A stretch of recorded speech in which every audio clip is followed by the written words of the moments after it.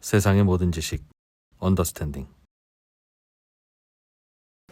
예, 바로 모시겠습니다. 시간이 없고 내용은 중요하기 때문에 김건우 대표님 어서 오세요. 안녕하세요. 금전 아카데미 김건우입니다. 네. 언제 배워도 조금 전까지 리서치하고 오신 것 같은 느낌. 좋지 않가요? 그냥 전반적으로 눈빛이 항상 학구적이셔서. 네. 요즘도 뭐 고민 많죠. 야, 부동산 시장 뭐 뻔한 거지 이런 상황이 아니라 네. 잘 분석해야 보이는 시장입니까?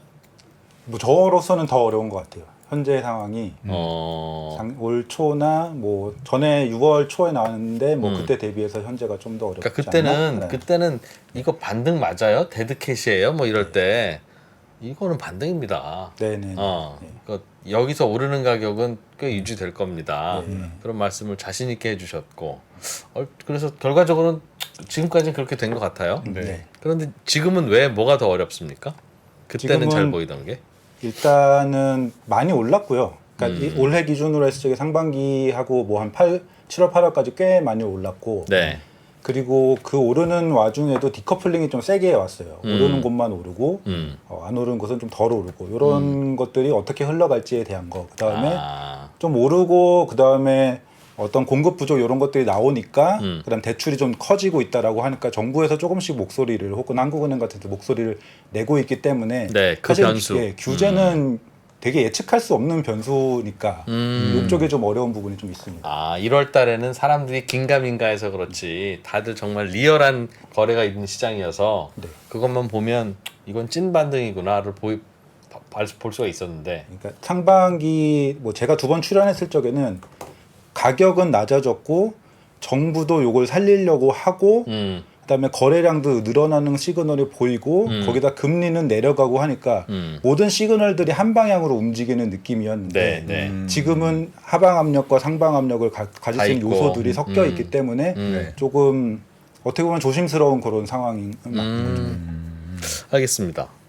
그럼 현재 상황이 어떤지 그리고 앞으로 단기 전망, 중장기 전망은 어떻게 해야 되는 건지 차례로 네. 보죠 한번 그냥. 간단하게. 일단은 현재 시장 현재까지의 시장을 간단하게 이거 저번에도 말씀드렸던 부분이기 때문에 간단하게 말씀드리고 이제 전망 쪽으로 넘어갈 텐데 일단 실거래가 기준으로 서울은 실거래가 지수 기준으로 한 6개월 동안 10% 정도 올랐어요. 예. 10% 정도 올랐고 이거를 이제 하락 대비 해보니까 하락이 아파트 실거래가 지수 기준으로 25% 떨어졌거든요. 고점 대비 25% 떨어졌고 반등이 10% 정도 했으니까 하락 대비 회복률은 한 34% 정도. 그러니까 바닥에서 회복률 34% 정도 되고 그런데 일부 강남 3구나 뭐 경기 남부 동탄 뭐 이쪽의 단지들은 거의 전고점을 위협할 정도까지 올라왔어요. 근데 이 그래프에 보시면은 제가 뒤쪽에 얘기랑 좀 맞물리는 부분이 있어서 설명드리면은 21년 10월이 딱 고점이고 그때부터 떨어졌거든요. 네. 근데 사실은 금리 인상이 오고 막 이런 그 금융 환경의 격변의 시기는 22년이었단 말이에요. 이때는 금리 인상 한번 할 수도 있어. 약간 이런 시그널이 올 때였지 그렇게 심각하지 않았거든요. 인플레이션은 일시적이다 그렇죠. 뭐 이런 얘기 나올 때였죠. 딱 그런 시기였어요. 예.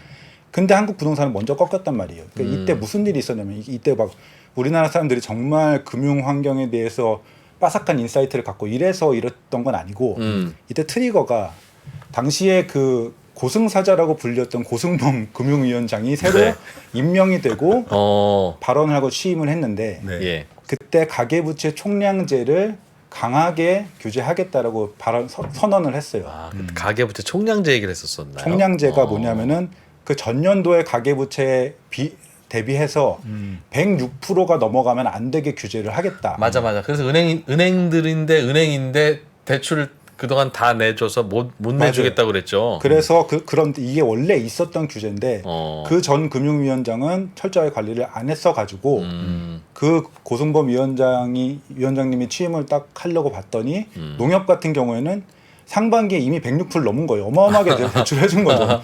전년도만큼 상반기 내에 대출 다 해주니까 그렇지. 그거 하지 말라고 했더니 그럼 농협 입장에서는 더 이상 대출해줄 게 없잖아요. 대출을 전세자금 대출 포함해서 모든 대출을 중단을 했어요. 거의 이런 식이 됐고 그 다른 은행들도 이 대출의 한도가 아무래도 남은 한도가 적을 거 아니에요. 그렇죠. 그럼 요거 가지고 운영을 해야 되니까 어떻게 하냐면은 금리를 높입니다.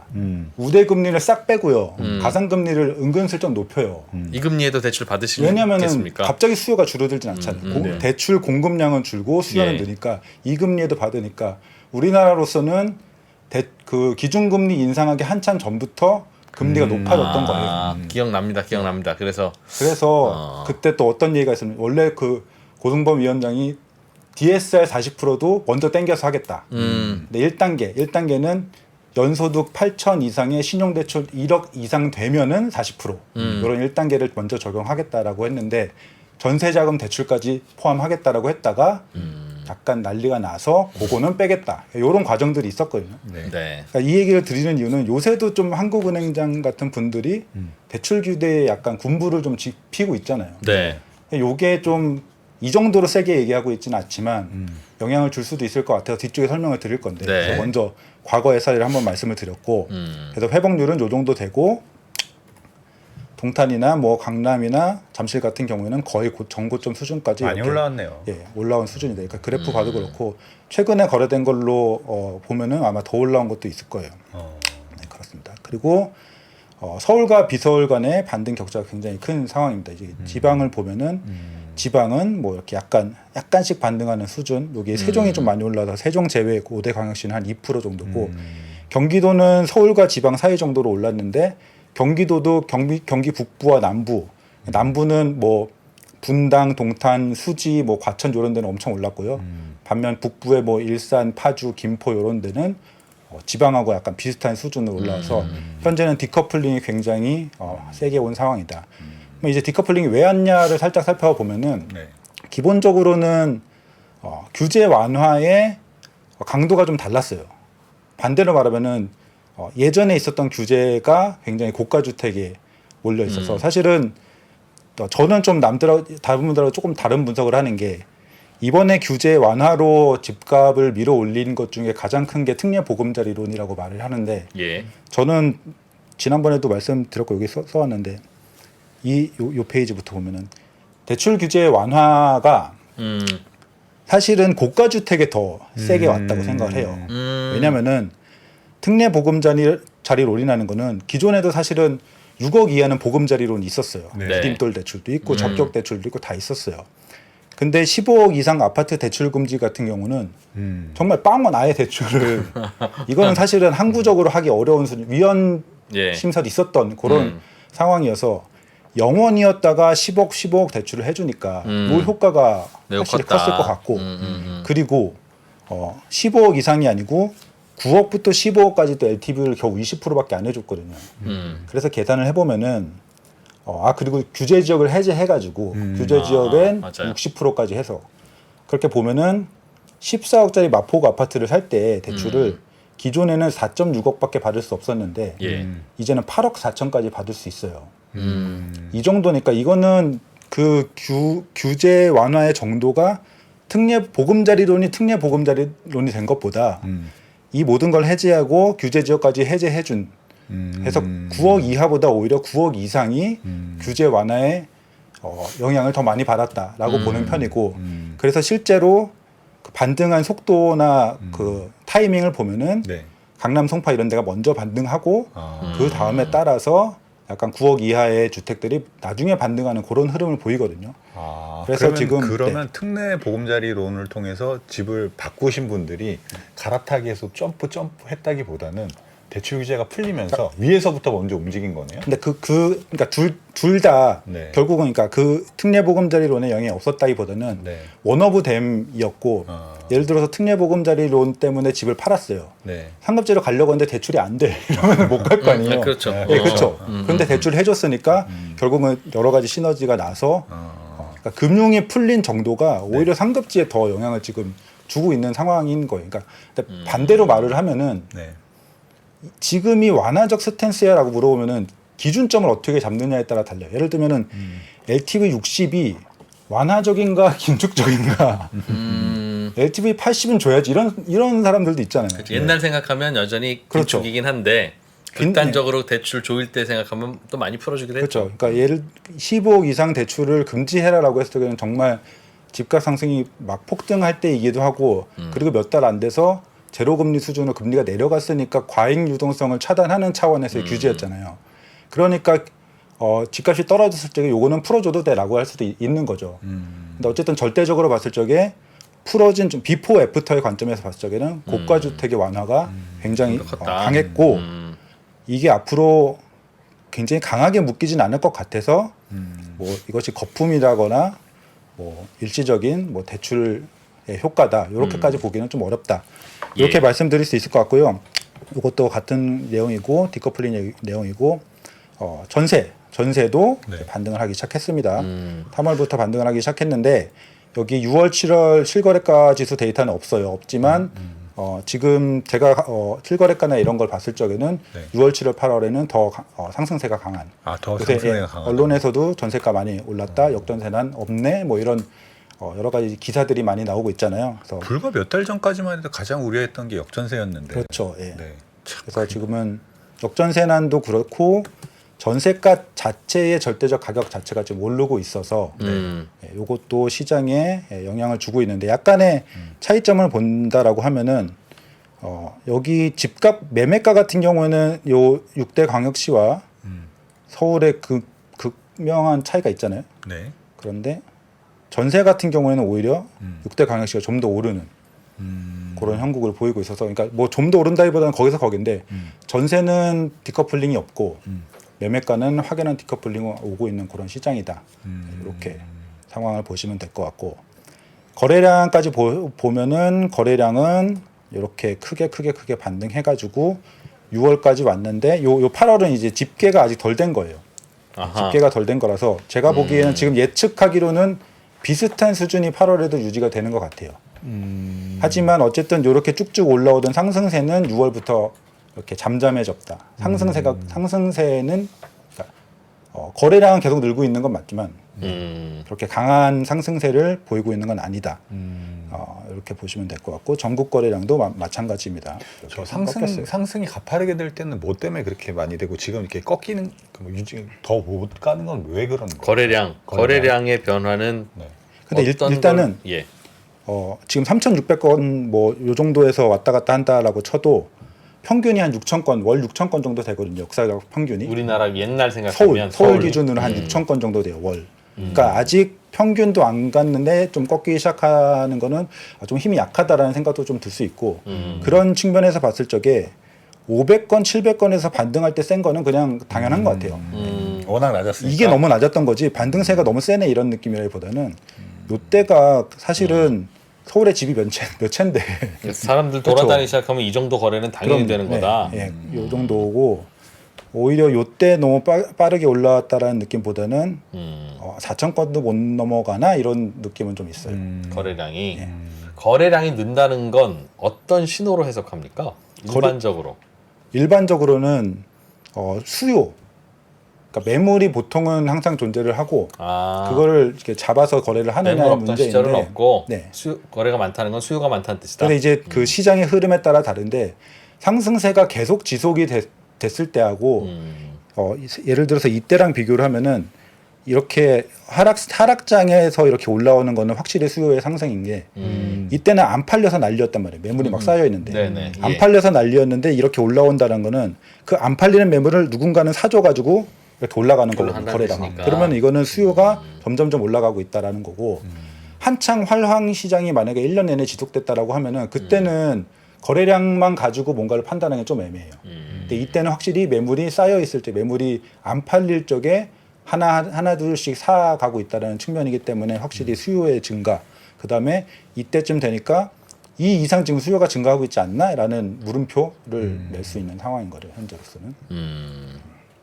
그리고 뭐 전국적으로는 뭐 비슷한 흐름인데 전국은 한 3월에서부터 이미 약간 지지부진한 흐름을 보였다라고 볼 수 있겠습니다. 그래서 그러면은 왜 상반기와 뭐 한 8월까지 왜 반등을 했는가 요거를 좀 살펴봤는데 근본적으로는 저는 다 올랐어요. 그래프가 비슷하죠. 한 달 한간이긴 한데 그러네요. 비슷해요. 그러니까 한번 마지막 두 달쯤에 확 꺾인 다음에 그다음에 반등을 하거든요. 네. 서울 부동산 시장이나 코스피나 코스닥이나 비트코인이나 그러니까 그 금융 환경 거시적 금융 환경의 충격이 22년에 있었잖아요. 네. 그거에 의해서 엄청나게 모든 자산 시장이 폭락을 한 다음에 그 다음에 약간 금리도 좀 완화가 되고 여러 가지 자산 환경들이 완화가 되니까 다 같이 오르는 것에 부동산도 대신에 이제 부동산에서 약간 좀 자산 투자적으로 집중을 받는 곳들이 이런 다른 자산 시장들과 결을 같이 하지 않았나. 그래서 무슨 여러 가지 세부적인 분석이 있을 수 있잖아요. 뭐 특례보금자리론이 있었다, 뭐 규제 완화를 했다. 근데 이것보다 더 큰 게 결국은 이런 거시경제의 굉장히 긴축적인 문제, 그게 해결되는 그런 환경 이런 것들이 기본적으로 작용을 했다라고 저는 생각을 합니다. 금리 상승이 좀 둔화됐다. 그죠. 근본적으로는 가장 큰 거는 그거고 금리가 더 이상 안 오를 것 같으니까. 기대감이 있었죠. 마치 떨어질 거라고 생각을 했었고 예. 그런 게 있었고 그리고 예. 그 우리 역전세가 오네 안 오네 뭐 이런 논란도 있었는데 지금은 요즘은 그 이슈는 없어졌습니까? 그동안 이슈는 없어진 것 같고요. 근데 반대로 그러니까 저는 기존에 나와서 사실은 제가 지난번 언더스탠딩 제 썸네일 타이틀이 역전세에 의한 집값 하락은 없다였더라고요. 네네. 그런데 저는 반대로 역전세가 없어진 건 아니에요. 여전히 역전세가 존재를 하는데 네. 집값을 내릴 만큼의 강하지 않았던 않아서. 거죠. 그때도 똑같이 얘기했는데 여기 제가 안 그래도 이걸 말씀드리면은 역전세를 소화를 했던 겁니다. 기본적으로. 네, 그래서 소화를 했던 거고 잠시만요. 그러니까 역전세난이 네. 집값을 떨어뜨리지 못했네라고 해석을 하면 안 된다고 저는 생각을 하는 게 예. 역전세난이 집값을 떨어뜨렸어요. 근데 그게 작년 말 폭락 때 그런 역할을 했던 거고 예. 전세가가 한창 떨어졌을 적에 이게 전세가고 이게 매매가거든요. 한창 떨어졌을 적에 전세가가 매매가를 끌어내렸고 그래서 한 1월까지는 그런 영향을 미쳤고 예. 네, 그때 다 떨어뜨리고 그 이후에는 이 매매 수요의 증가가 역전세난과 부딪혀서 어느 정도 소화를 시킨 거예요. 여기 보시면은 이렇게 거래량 증가가 보이는데 제가 그 1월 달에 출연해서 2부 마지막에 무슨 말씀을 드렸냐면은 그때만 해도 역전세난이 걱정이 된다. 역전세난이 해결이 되는지를 보려면은 역전세난은 일종의 만기가 있는 물건의 반대 매매. 만기가 왔는데 내가 내줄 돈이 없으니까 팔아야지 뭐. 증거금을 더 내놔라라고 하는데 증거금을 못 넣으니까 반대 매매가 나가는 거예요. 예. 근데 그 반대 매매가 나왔을 때 그 부실 매물들을 누가 사주느냐.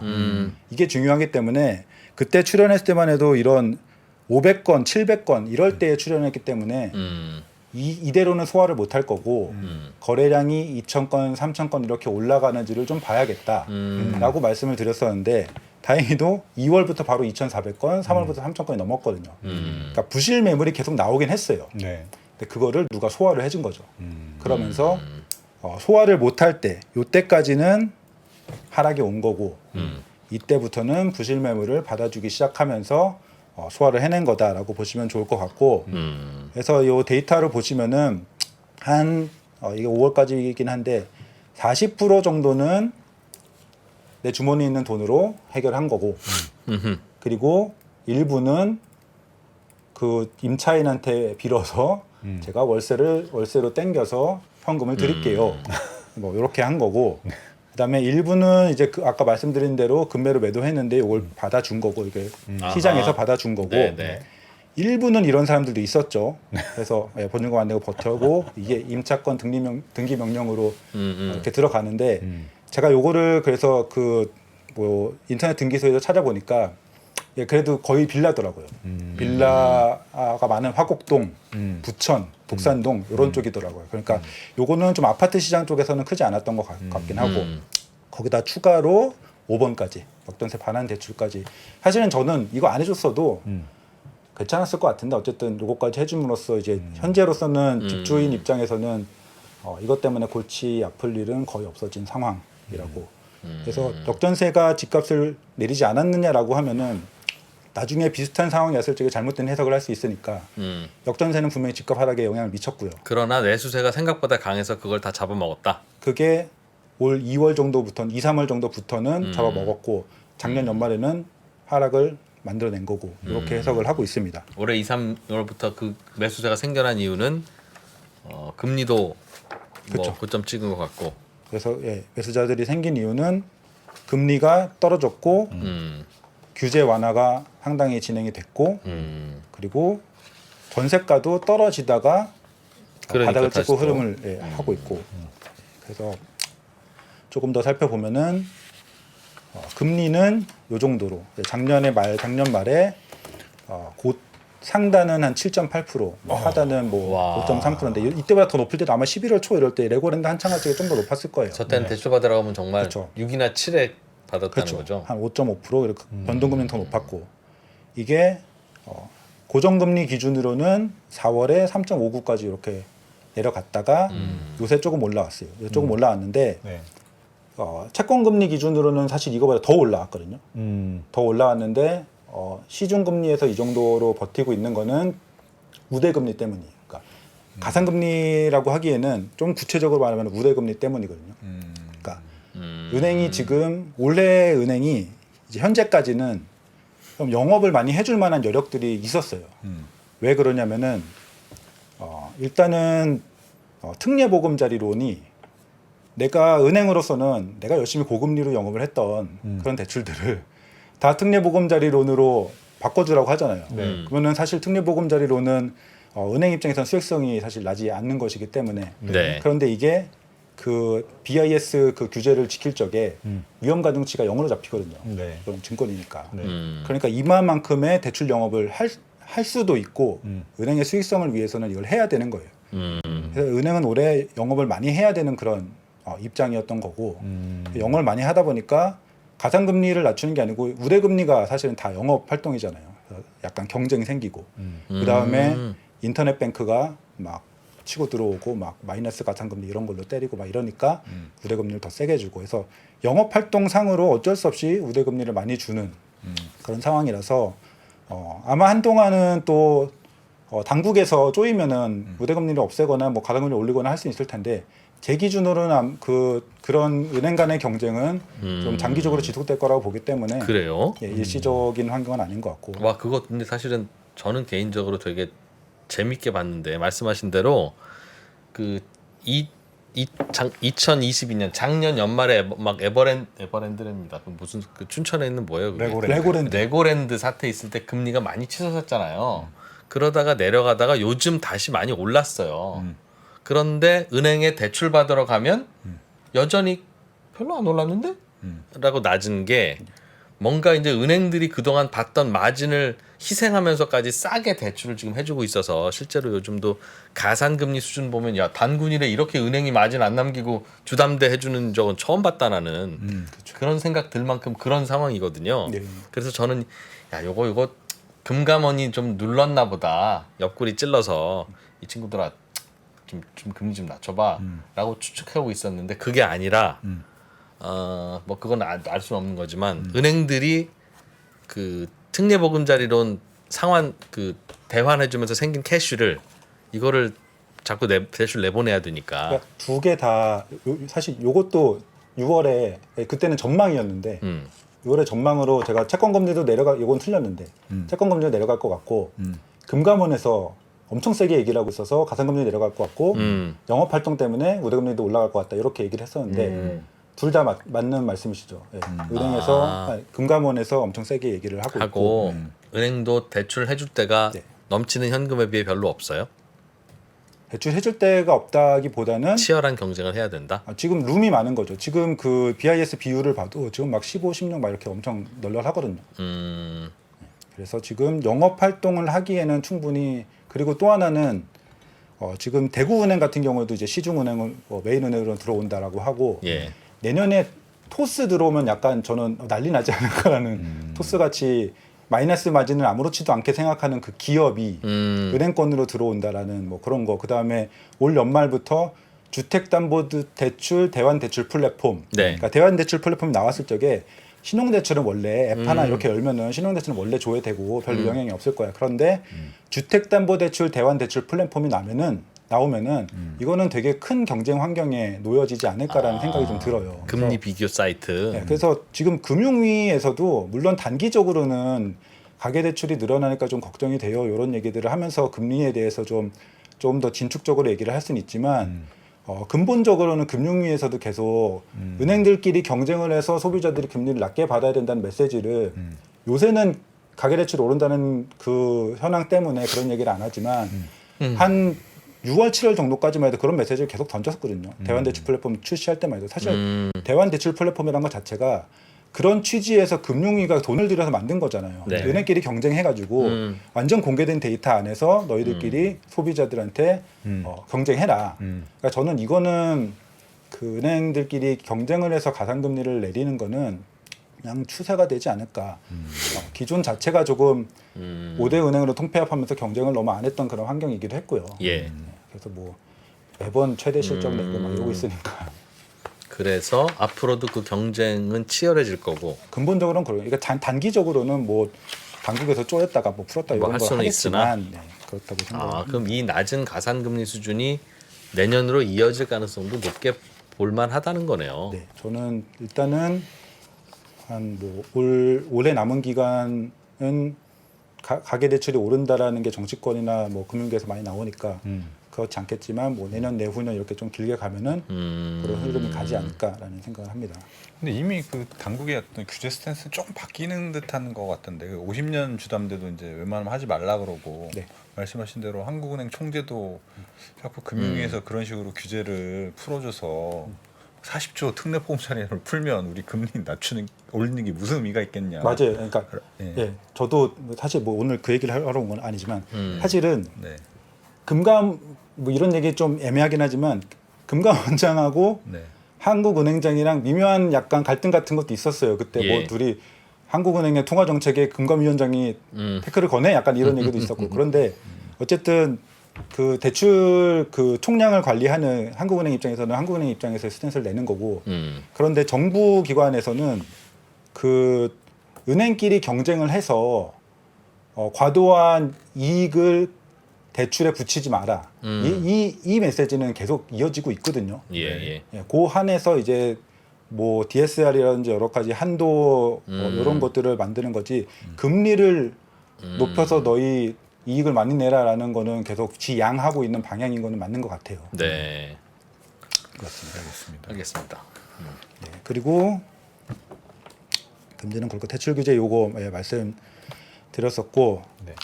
약간 뭔가 스토리가 안 이어지긴 하는데 약간 뜬금없이 특례보금자리론 영향을 한번 또 설명을 드리면은 예. 이 설명을 왜 드리냐면은 그 기자님도 저한테 특례보금자리론이 종료가 되면 집값이 뭐 떨어지거나 이런 영향을 받지 않을까요라고 말씀하시고 저한테도 말씀을 물어보시는 분들이 많아서 제가 요 영향을 말씀을 드리려고 했는데 그러니까 기본적으로는 제가 아까 말씀드린 대로 이번에 대출 규제 완화는 9억 이하의 특례보금자리론뿐이 아니고 전방위적인 대출 규제 완화가 그다음에 금리도 떨어지고 심지어는 지금 특례보금자리론이 금리가 더 높잖아요. 네. 이번 달에 또 올릴 거고.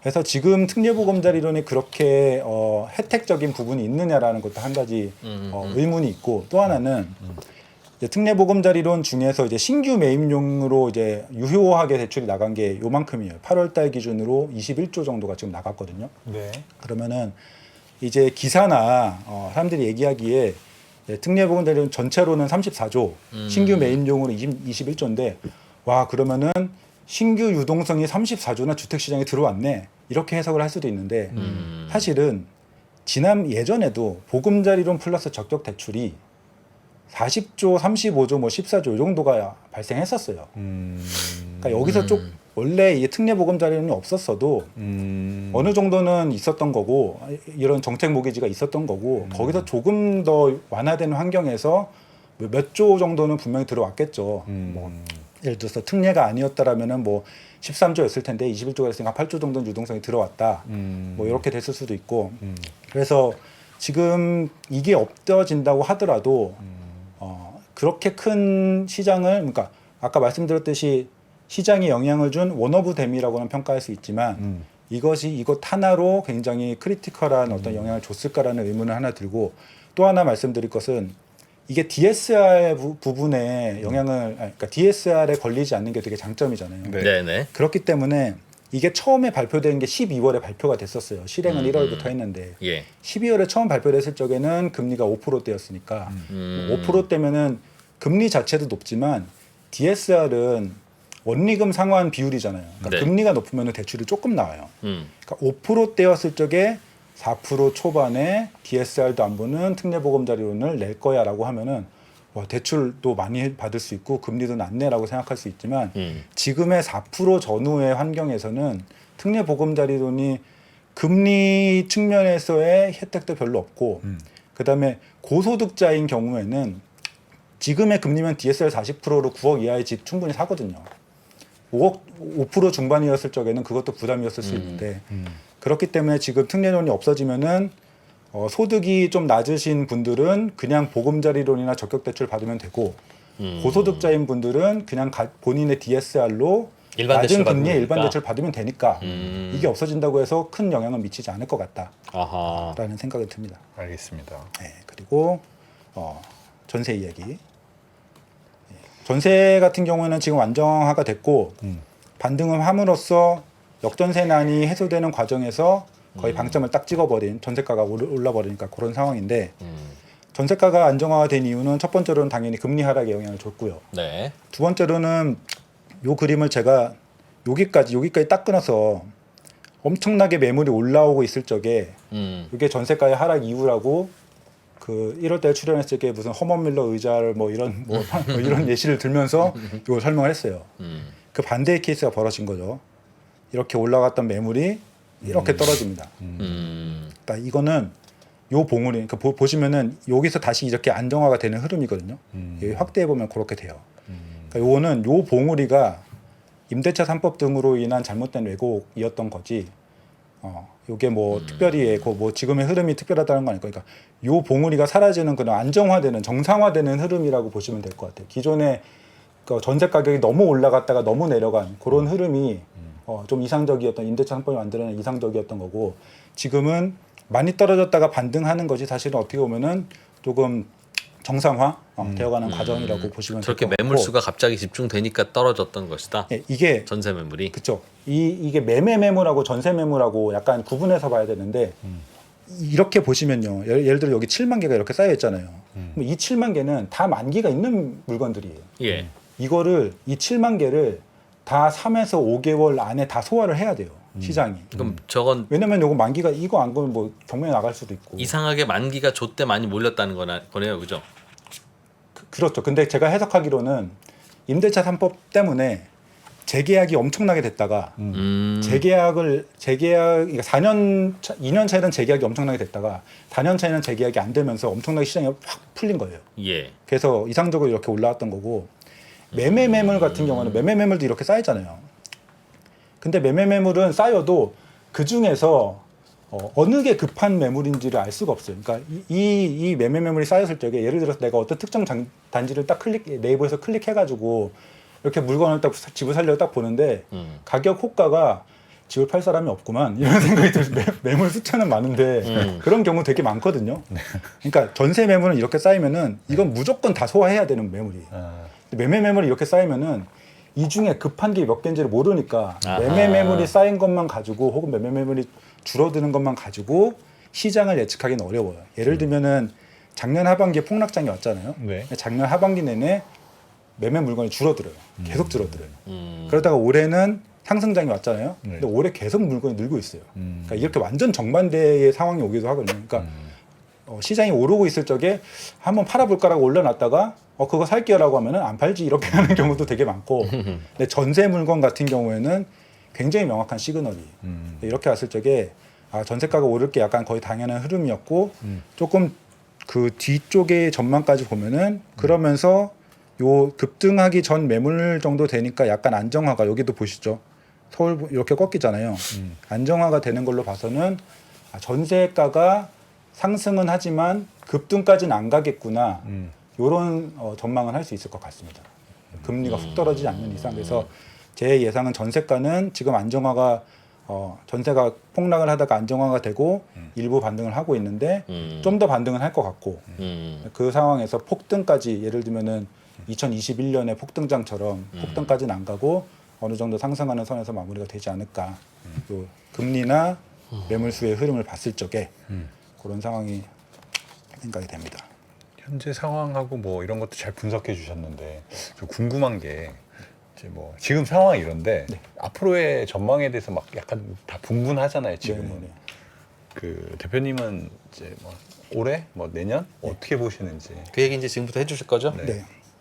그래서 향후 전망을 해보겠습니다. 일단은 아까 서두에 말씀드렸듯이 상방 압력과 하방 압력을 다 받고 있어요. 양쪽에서 다. 그래서 저는 상방 압력은 가장 큰 거는 전세가 상승. 전세가 아까 말씀드린 부분이 조금은 더 이어질 거라고 보기 때문에 전세가 상승이 하나 있을 것 같고 두 번째는 심리 자체가 이제 좀 바뀌기 시작했죠. 그 제가 한 6월 7월만 해도 반등 자체를 믿지 않는 분들도 많았어요. 실제로 실거래가가 올라가고 있는데 뭐 나는 차가 뭐 왜냐면 또 예를 들어서 강남 3구에 안 사시는 분들 그 중에서 뭐 약간 강북 중에서 좀 집가 상승에 소외되신 분들은 우리 동네 안 올랐는데 뭐 이렇게 보실 수도 있고 그렇기 아, 때문에 우리 동네 근데 안 올랐어요. 특히 그 언론에서 언론에서는 실거래가 지수나 뭐 실거래 이런 흐름보다는 그 KB나 한국부동산원에서 내는 그 매매가 지수 그걸 본단 말이죠. 근데 예. 그 매매가 지수라는 거는 제가 말씀드렸지 몇 달은 후행을 해요. 한 3, 4개월에서 최대 6개월 정도는 후행을 하기 때문에 네. 언론에서는 그걸 보고 매주 이제 주간 그 언론 기사를 내는데 그것도 한 8월부터는 플러스로 전환이 되면서 이제 요새는 그때 집 살 거 이런 기사들이 나와요. 타이틀이 그때 집 살 거 이런 타이틀로 기사들이 막 나와요. 네. 그러니까 그런 언론 기사들을 보고 심리들이 확실히 변화하기 시작한 것 같아요. 근데 그것이 이제 상방 압력의 두 가지 흐름인 것 같고, 네. 근데 그 압력 요소의 개수로는 하방 압력 쪽이 좀 더 많은 것 같거든요.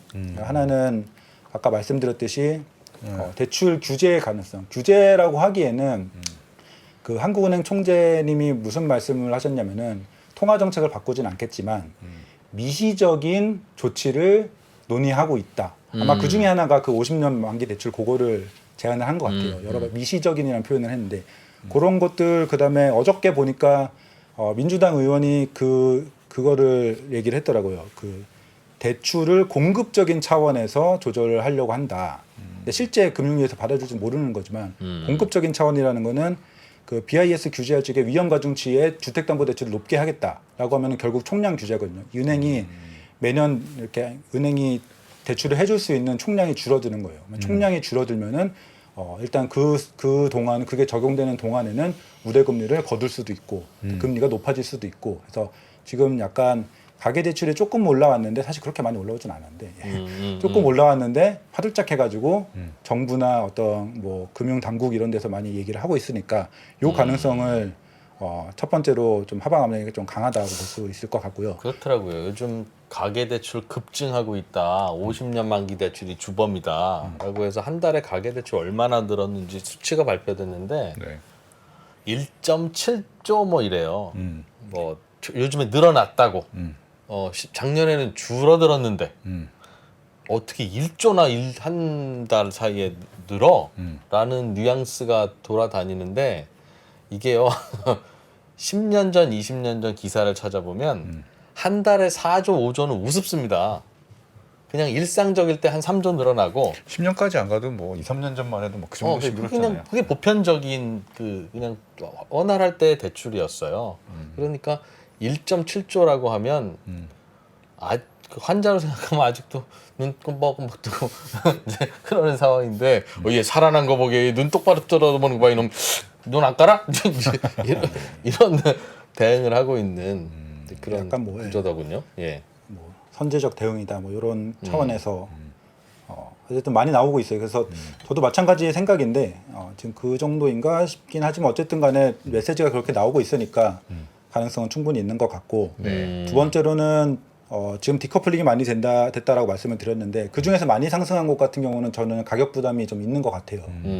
지금 이 정도까지 오를 환경인가라는 생각도 좀 들고 많이 오른 것은 단기적으로 보면요. 지금 폭등을 했다가 회복을 한다라는 측면에서 보니까 좀 덜 느껴져서 그렇지 예를 들면 실거래가 지수를 봐도 반기에 10%가 올랐다는 거는 폭등이잖아요. 반기에 10%면은 1년이면 20%고 3년이면 30%이 그 네. 기간 대비해서 엄청나게 올랐단 말이죠. 평균 10%인데 그 중에서 많이 오른 곳들은 정말 올 상반기에 폭등을 한 수준이거든요. 그거는 좀 수요자들로서 좀 부담을 갖지 않을까라는 생각이 들고 그런 것이 뭐 강남권이나 뭐 이런 데입니까? 그래서 이제 제가 한 가지 시그널로 이렇게 보는 거는 거래량이 이렇게 늘어나는데 구별 거래량을 좀 뽑아봤어요. 구별로. 그러면 강남구는 이렇게 5월부터 줄어들어요. 8월은 제 추정이긴 한데 계산을 해서. 화면 좀 보여주세요. 그렇죠. 강남구 5월부터 이렇게 줄어들잖아요. 송파구도 거래량이? 5월부터 줄어듭니다. 조금 줄어드네요. 그렇죠. 예. 근데 뭐 노원구 이런 데는 계속 올라가죠. 서대문구 이런 데도 뭐 성북구 이런 데도. 신호 의미가 뭐죠? 그러니까 약간 많이 올라간 곳에 좀 부담을 느끼고 있는 거 아닌가라는 생각이 드는 거죠. 그리고 잘 안 올라갔던 지역으로 온기가 퍼지고 있다. 그렇죠. 바닥인 곳들은 부담이 좀 좀 적은데 집값은 오르네라고 하니까 이제 그 저가 매수세들은 좀 올라가고. 그래서 많이 오르는 곳들 기준으로는 좀 가격 부담이 있지 않을까라는 생각이 좀 들고 그다음에 네. 지금 채권 금리 같은 경우 되게 미국 같은 경우는 뭐 10년 4.2 넘어가고 한국도 채권 금리 꽤 많이 올라가서 그리고 뭐 유가 이런 것들에서 지금 좀 불안정한 거시경제 환경이 좀 있고 그다음에 아까 말씀드렸듯이 평균보다도 아직 낮은 수준에서 거래량이 좀 주춤한다라는 거는 좀 충분치 않은 그런 수요가 충분치 않나라는 여기서 더 밀고 올라가기에는 좀 수요가 힘이 약한가라는 생각도 좀 들고 또 하나는 계절적 요인은 뒤쪽에서 설명을 좀 드려볼게요. 그래서 좀 하나하나 살펴보시면은 말씀드렸듯이 이런 엄청난 메시지들이 갑자기 막 쏟아지고 있어요. 특히 이렇게 이창용 총재가 이 얘기를 한 다음에 하나둘씩 막 나와서 하고 뭐 금감원은 카카오뱅크를 털고 막 이런 것들이 막 나오고 있거든요. 왜 그런지 모르겠는데 그렇죠. 여기 뭐 낙인 뭐 이렇게 인터넷은행 그런 식으로 하고 있는데 그 메시지 자체도 좀 부담이고 실질적으로 여기 제가 아까 말씀드린 대로 위험 가중치 상향 조정되나 이거는 되게 구체적인 규제에 가깝거든요. 예, 요런 것들 그다음에 실질적으로 50년 주담대를 정책은 50년 주담대는 허용해 줄게 하지만 한도는 40년 기준으로 잡아라고 정책을 그렇게 냈는데 은행들이 다 걷어들였어요. 그냥 취소 이렇게 해버렸어요. 그러니까 정책은 그러니까 어쨌든 싫어한다는 느낌이 있잖아요. 아니, 이렇게 할게라고 했는데 그 그대로 실행을 안 하고 2개 빼고는 다 걷어들였습니다. 그렇기 때문에 지금 실질적인 아주 작은 수준의 규제들이 조금씩 실행이 되고 근데 그럼에도 불구하고 제 생각에는 가계대출은 계속 늘어날 거거든요. 왜냐면은 가계대출은 사실은 거래량을 먹고 자라요. 그래서 지금 거래량이 3천 건, 4천 건 정도만 계속 된다고 해도 가계부채는 계속 늘어날 거라고 생각이 되거든요. 이거 뒤쪽의 얘기인데 좀 제 논리를 설명을 드리면은 최근도 아니죠. 오랜 기간 지속적으로 집값이 오른 거예요. 오랜 기간 집값이 지속적으로 올랐기 때문에 단순하게 투자로 막 연끌을 한 것도 아니고 단순하게 갈아타기만 진행이 돼도 가계대출이 늘어나요. 그러니까 여기 장표 한번 띄워 보시면은 자 여긴 제 사례인데 제가 2013년에 신혼집을 샀는데 2013년에 25평 집을 4억에 매수를 했어요. 그때 연끌을 해서 대출 2.4억을 받았죠. 그래서 10년 동안 아기도 낳고 막 키우고 해갖고 근데 23년 되니까 실제로 이 집이 지금 10억 하더라고요. 10억이 됐어요. 그럼 이걸 팔면은 대출이 2.4억이니까 원리금상은 조금 했을 수도 있으니까 7.6억이나 7.8억 뭐 이 정도 있겠죠. 그럼 그걸 갖다가 이제 애들도 생겼으니까 평형도 좀 넓히고 상급지로 이사를 갑시다. 라고 해서 7.6억에 10년 동안 모음돈 합쳐가지고 15억짜리 집으로 가려고 해요. 그러면은 대출 5.4억 쉽게 받잖아요. LTV 36%만 받아도 5.4억이 되니까. 요때는 LTV 60% 맥스로 받고 요때는 대출 좀 줄입시다 해서 LTV 36%만 받아도 대출액은 3억이 증가하는 거예요. 집값이 오르니까. 최근도 아니죠. 오랜 기간 집값이 계속 올랐으니까 사람들이 그냥 별 뭐 투자적 마인드 없이 갈아타기만 그냥 자연스러운 집을 사고 팔고만 그다음 이사 다니기만 해도 가계대출은 계속 오를 거예요. 앞으로 가계대출이 계속 오를 거긴 한데 그걸 보고 이제 또 계속 어떤 규제 시그널 같은 거는 계속 내지 않을까.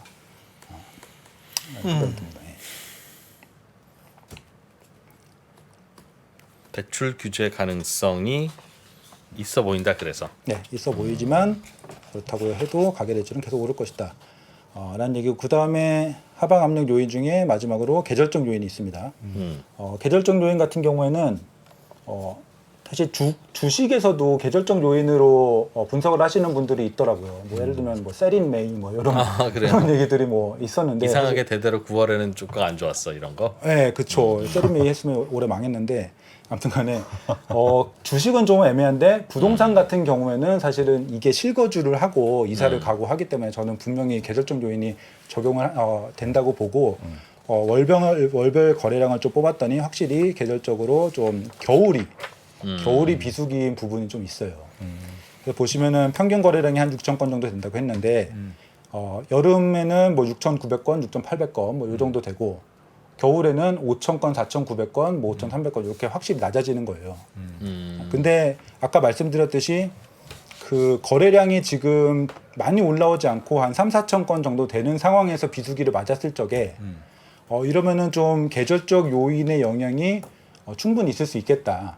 특히 가격 부담이 있는 곳이라면은 가격 부담이 있는 상황에서 계절적 요인으로 수요가 좀 줄어드는 현상이 보이면은 요거는 조금 하방 압력을 강하게 줄 수도 있겠다라는 생각을 저는 하고 있어요. 그래서 요거까지가 지금 하방 압력을 강하게 줄 것이라고 생각을 하고 상방 압력은 아까 말씀드렸으니까 그래서 결론적으로 말씀을 드리면은 아까 각 개별적인 요소를 설명을 드렸는데 그래서 결론적으로 제 생각은 이러저러한 걸로 봤을 적에 당장 지금 좀 불안한 감들이 있고 특히 많이 오른 곳들 같은 경우에는 여기서 더 오를 어떤 힘보다는 쉬어갈 가능성이 좀 높다라고 생각을 해요. 다양한 하방 압력 요소가 단기적으로는 있어서. 일단은 대출 규제 시그널, 그 다음에 뭐 거시 환경, 그 다음에 뭐 계절적 요인, 뭐 여러 가지 환경들로 인해서 일단은 내년 초 정도까지는 쉬어갈 것이라고 생각을 하고 있습니다. 그리고 혹은 대출 여건, 대출 규제 같은 걸 얼마나 세게 해주느냐 하느냐에 따라서 조정장이 올 수도 있다고 저는 생각을 해요. 이게 지금까지 얘기했던 것과 조금 다른데 겨울이 되면은 그런 게 올 가능성이 되게 높다고 생각을 하거든요. 여기 계절적 요인을 여기 장표 하나 더 보여드리면은 실제로 이렇게 쭉 오르다가 꺾였을 적에 쭉 오르다가 꺾이고 쭉 오르다가 꺾이고 이런 상황들이 꽤 많이 발생을 했어요. 네. 1년 내내 지금 딱 요런 흐름이잖아요. 1월부터 9월까지 쭉 오르고 있단 말이에요. 쭉 오르다가 겨울 되니까 꺾이고 쭉 오르다가 가격 부담이 요즘 되니까 10개월 내내 오르니까 가격 부담이 되니까 11월에 꺾이고 실제로 이런 계절적 그러네요. 요인이 실제로 보였거든요. 4분기에 주로 꺾이네요. 예, 그러니까 그래서 이런 흐름이 나타나지 않으라는 법이 없을 것 같고 하지만 반등이 약했던 지금 아직도 고점 대비 마이너스 20%이고 25%인 이런 곳들은 전세가가 오르면은 뭐 별로 오른 것도 없으니까 가격 부담이 있는 것도 없으니까 그 전세가 상승에 힘입어서 갭 메우기를 일부는 시도할 수 있겠다 해서 예를 들어 평균 지수적으로 보면은 뭐 보합선이 왔다 갔다 할 수 있는데 그 기존에 오른 게 어느 정도냐에 따라서 어떤 거는 좀 조정이 올 수도 있고 어떤 건 좀 오를 수도 있고 요 정도라고 지금 단기 전망은 하고 있습니다. 그러면 조금 더 내릴 수도 있다는 거죠. 앞으로 뭐 한 6개월 정도를 보면. 그렇죠. 뭐 한 3, 4개월 예, 그렇죠. 한 분기, 두 분기 요 정도에는 한 조정 예. 있을 수 있다. 네. 그럼 예를 들면 저는 무주택 실수요자예요. 예. 그러면 한 6개월 안쪽에 올해 그냥 겨울에 12월 달에 돌아다니면서 사면 되는 건가요? 저는 그렇게 생각을 하고 제가 뭐 이런 얘기를 하면은 그러면은 2차 하락이니까 엄청 떨어질 때까지 기다려야겠네라고 생각하는데 하실 수도 있는데 예. 저는 이거를 뭐 굉장히 세게 보는 건 아니고 어쨌든 아까 그 15년 18년 롯데의 그 계절 겨울에 조정장 온 거 보면은 이렇게 떨어지거든요. 요 정도의 이렇게 하락이나 어떤 뭐 아니면은 보합장일 수도 있겠죠. 지금보다 약간 하락한 정도. 약간 하락하거나 혹은 버티거나 뭐 그 정도. 그러니까 평균적으로 한 보합장이라고 보면은 저는 요때가 좀 조급하지 않은 마음으로 오히려 집을 매수하기에 좀 더 좋은 시간이 아닌가. 오히려 사람들은 의외로 집이 막 오를 때 집을 사요. 급등장에 집을 막 조급하게 사거든요. 그러면은 조금 더 덜 냉정한 판단을 하기도 하고 집을 산 다음에 후회를 하기도 하고 집값이 떨어지고 이런 걸 떠나서 여기를 샀어야 되나 뭐 이런 여러 가지 판단은. 근데 앞으로 예를 들어 잠잠한 시장이 온다라고 하면은 네. 그러면은 오히려 이때가 기회가 아닌가라는 생각이 드는 게 시간을 잘 모르겠는데 네. 시간인 게 뭐 몇 가지 간단하게 말씀드리면은 음. 공급 문제가 되게 심각을 해요. 보시면은 착공 수준이 이렇게 떨어졌군요. 이게 매년 1월부터 7월까지 매년 1월부터 7월까지의 착공 물량을 이렇게 집계를 한 건데 엄청나게 낮잖아요. 근 10년 중에 가장 낮은 2019년에 반도 안 돼요. 어허. 그렇죠. 엄청나게 낮고 이거를 좀 긴 차원에서 봐도 이 정비 사업은 그나마 재개발 재건축은 엎어지진 않거든요. 그나마 재개발 재건축이 많은 서울이나 경기 일부는 괜찮은데 비정비 사업 쪽은 그 지금 거의 시행하는 곳이 거의 없어가지고 허허벌판에 아파트 짓는 거? 그럼요. 택지를 사거나 아니면 땅을 매수해서 하는 건 거의 그게 없어가지고 지금 너무 공급 문제가 심각해질 가능성이 되게 높고 그다음에 정부에서 이제 공급 대책을 20에서 25일 날 내놓는다고 해요. 그런데 네. 지금 제가 보기에는 지금 여러 가지 얘기가 나오는 거하고 들리는 걸 보면은 이것은 거의 일단은 PF 부실 사업장 살리기, 그러니까 죽어가는 사업장을 살리기까지는 어떻게 효과를 낼 수가 있는데 그리고 미분양 해소 대책을 내는 것까지는 할 수 있는데 네. 근본적으로는 지금 건설 원가 상승이 문제거든요. 그러니까 아파트 시장이 조금 살아난다 혹은 오피스텔 시장이 좀 살린다라고 해도 예를 들어 지방 같은 경우는 예를 들어 아파트를 짓는데 토지비 제외하고 원가만 4억이 나오면은 지방에서는 이걸 분양을 해서 이익을 낼 수가 없단 말이죠. 그러면 시행사는 이걸 할 수가 없어요. 지방뿐이 아니고 경기도 외곽, 인천 외곽 이런 데도 문제고요. 전반적으로 이 원가 상승에 대한 해결을 할 수가 없고 그 다음에 아무리 대책을 낸다고 해도 금융 비용, 금융 상황의 문제는 건설사 시행사 문제도 아니고 금융사 문제거든요. 지금 저축은행이나 증권사 이런 데서 프로젝트 파이낸싱 만들어서 어디 시행을 하라고 투입을 할 수가 없는 상황들이잖아요. 예. 그러니까 요거는 수년이 걸릴 거예요. 그래서 한동안 되게 오랫동안 하여튼 몇 년은 공급이 줄어들 수밖에 없고 착공이 줄어들 수밖에 없고 3기 신도시도 한 60% 그러니까 토지 면적 기준으로 60% 이상이 민간이 공급해야 돼요. 호수 기준으로는 50%가 넘게 공공이 하긴 하는데 초소형 중심으로 하니까 네. 토지 면적 기준을 60%가 넘게 민간이 해야 되는데 민간 택지 분양을 최근에 분양을 하기 시작했거든요. 네. 그 공고를 보니까 토지 사용 허가 시기가 네. 26년 12월, 27년 3월 이렇게 돼 있어요. 네. 토지 허가 사용 시기가 지나야 착공을 할 수가 있어요. 네. 26년에 준공이 아니고 26년 말에 착공을 할 수 있는 거예요. 2030년은 돼야지 들어오는 민간은요 다 2030년부터요. 물론 공공의 신혼 희망타운이나 뭐 이런 뉴홈 이런 것들은 네. 일부 뭐 28년에도 되고 이럴 텐데 대규모 공급은 민간 공급이 돼야 되거든요. 3기 신도시에 이거 다 2030년 이후예요. 그러니까 공급이 한동안 안 될 거니까 타이밍적으로 봤을 적에 한동안 뭐 예를 들어서 올해 좀 버티고 올해 좀 뭐 약간 꺾이고 뭐 이런다고 해도 중장기적으로 봤을 적에 주택 공급의 문제가 너무 심각을 해가지고 네. 이것을 집값에 일단 중장기적인 상승이 올 가능성이 높고 이 단기적인 이 약간의 조정이 될 수도 있을지 모른다라는 그런 전망을 보고 제일 바닥에서 사야지라고 계속 버티기보다는 적당히 한 3에서 6개월 정도 시간을 두고 네. 우리 집 어디에 살면 좋을지 이런 정말 라이프 스타일의 근본적인 고민을 하시면서 네. 하나 사셔서 좀 안정적인 생활을 하시는 게 어떨까라는 생각을 저는 하고 있는 겁니다. 알겠습니다. 네. 쭉 들어보니까 정리가 좀 되죠? 정리를 해볼까요? 그러니까 지금까지 올해 1월 추웠을 때부터 지금까지 반등한 폭이 지역별로 다르다. 많이 올라온 데는 많이 올라왔는데 주로 서울의 비싼 집들이 많이 오른 것 같고 네. 그게 온기가 좀 퍼져나가는 것 같기는 한데 네. 이 비싼 집들 올라오는 게 지금보다 더 올라갈 가능성보다는 조금 좀 더 이제 하락 압력이 있을 가능성이 높아 보인다. 이유는 대출 규제도 좀 그런 것 같고 계절적으로도 집 안 살 때가 이제 됐고 오르기도 좀 많이 올랐고 뭐 그런 등등이라서 야 지금 안 사면 또 올라가는 거 아니야? 라고 할 때는 많이 올라온 집들은 뭐 몇 달간의 여유는 있어 보인다 오히려.